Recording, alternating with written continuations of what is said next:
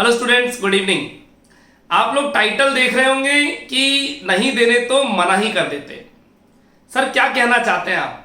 मैं कहना चाहता हूं जो स्कीम आई स्टेट गवर्नमेंट की आज से 2 दिन पहले हमारे पास, स्कीम का नाम है Ambedkar direct bank transfer, DBT, Ambedkar DBT voucher योजना, जिसके अंतर्गत जिसके अकॉर्डिंग स्टूडेंट्स को रहने के लिए 70,000, जी हां 70,000 रुपए होल ईयर में, 7,000 रुपए 10 महीने के हिसाब से आपको दिए जाएंगे, ऐसा स्कीम कह रही थी। स्कीम का अनाउंसमेंट अभी तक ओरली हुआ है जब मैं वीडियो रिकॉर्ड कर रहा हूं 26 मई को, और अभी तक इसका रिटर्न नोटिफिकेशन नहीं आया है।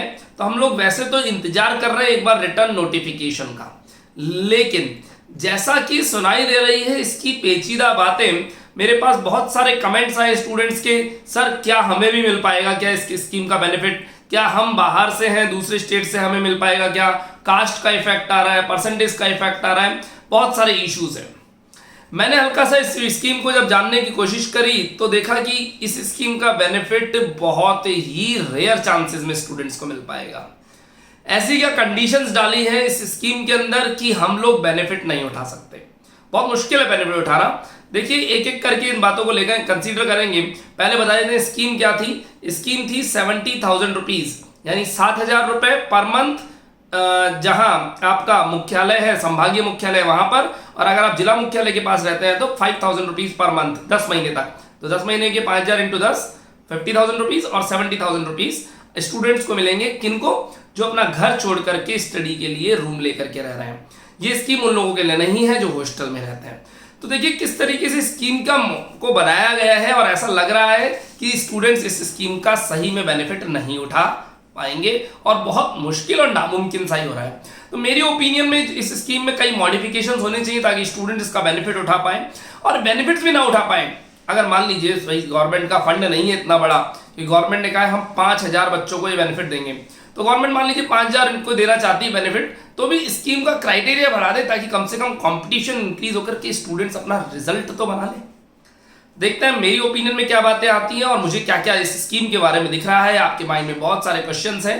सबसे पहली बात, क्या आप इस स्कीम का बेनिफिट उठा करके इस फंड को अपने अकाउंट में ले सकते हैं? जैसा कि कहा डीबीटी डायरेक्ट बैंक ट्रांसफर है, आपके बैंक में डायरेक्टली पैसा आएगा गवर्नमेंट की तरफ से। देखते हैं क्या क्या होने वाला है। सबसे पहली बात, गवर्नमेंट का कौन सा विभाग इस स्कीम को मेंटेन कर रहा है? समाज कल्याण विभाग, जो ये हर साल स्कॉलरशिप्स के लिए रिस्पॉन्सिबल होता है, आपकी स्कॉलरशिप्स वगैरह अनाउंस करता है, वही विभाग इसको मेंटेन कर रहा है। कई छोटे छोटे से पेज हैं, उन पेजेस में सबसे बड़ा पेज और सबसे मेन पेज है कि स्कीम जनरल कास्ट वालों के लिए नहीं है, यानी ये स्कीम ST, SC, OBC और EWS और MBC कैटेगरी के पर्संस के लिए है।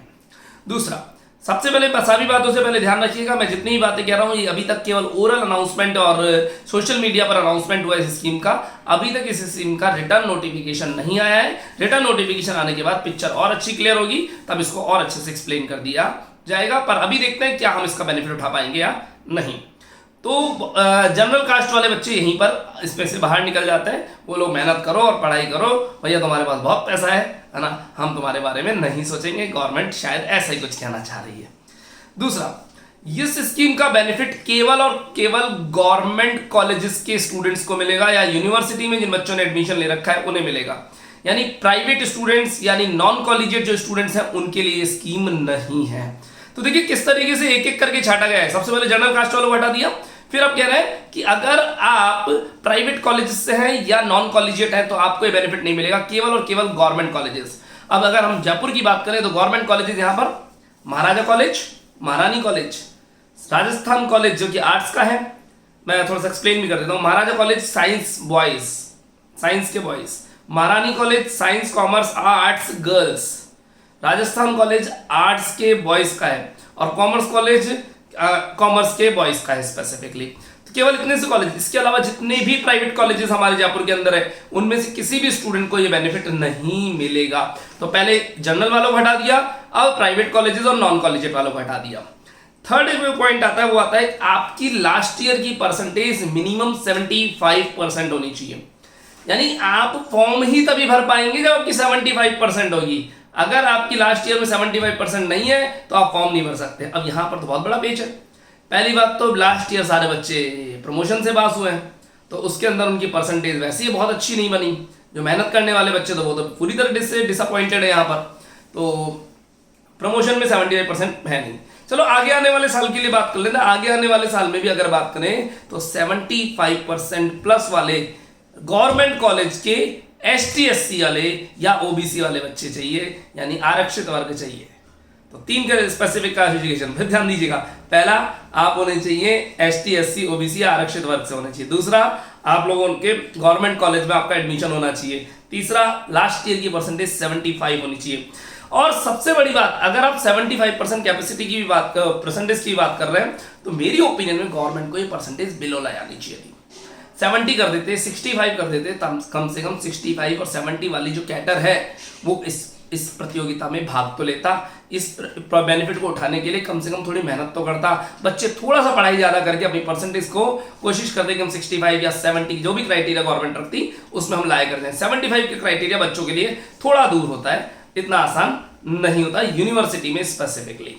तो मेरी ओपिनियन में गवर्नमेंट को क्राइटेरिया कम करके अपना टारगेट वही रखते, क्योंकि गवर्नमेंट ने लास्ट कंडीशन क्या रखी, हम इस 75% में आने वालों को सबको स्कॉलरशिप नहीं देंगे।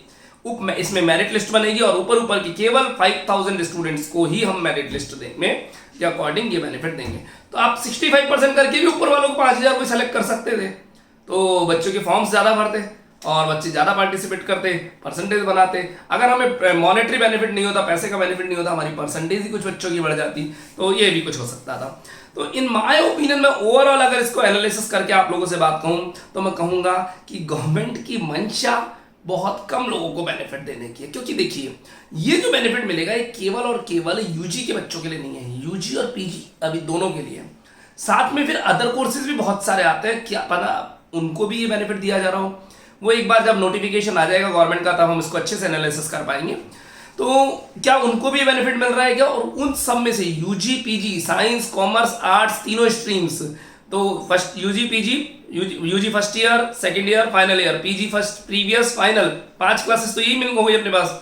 फिर उसमें साइंस कॉमर्स आर्ट्स वाले सारे, उसमें से आप जनरल वालों को निकाल दीजिए, प्राइवेट कॉलेजेस वालों को निकाल दीजिए, 75% बिलो वालों को निकाल दीजिए, बाकी सब में फाइट होगी और वो भी ऊपर के 5000 स्टूडेंट्स के लिए। तो देखते हैं स्कीम कितनी कारगर साबित होती है। बाकी बहुत सारे बच्चे इससे डिसअपॉइंटेड हुए, क्योंकि शुरू में लगा कि हमें भी ये बेनिफिट मिल पाएगा, हम बाहर के गांव से आते हैं और जयपुर में रह करके पढ़ते हैं, हमारा बहुत ज़्यादा एक्सपेंस, मेरा मानना है एक बच्चा अगर जयपुर में रह के पढ़ता है तो कम से कम 10,000 रुपये महीना उसका खर्च होता है, तो उसमें से अगर 7,000 रुपये गवर्नमेंट से मिल जाते तो एक बहुत बड़ा बेनिफिट मिलने वाला था। बट डिसअपॉइंटेड हो रहे हैं बहुत सारे बच्चे यहाँ पर। कोई नहीं बच्चों, चलता रहता है, तो गवर्नमेंट के खेल हैं, कोई दिक्कत नहीं, हम पढ़ते रहेंगे, सुरक्षित रहें, सेफ रहें। अभी तो कोविड चल रहा है, तो अपने आप को स्वस्थ रखें, सेफ रखें। Thank you. कोई दिक्कत हो तो मुझे फोन कर सकते हैं 7774 9 पेंटा 0 या 7710 5 पेंटा 0।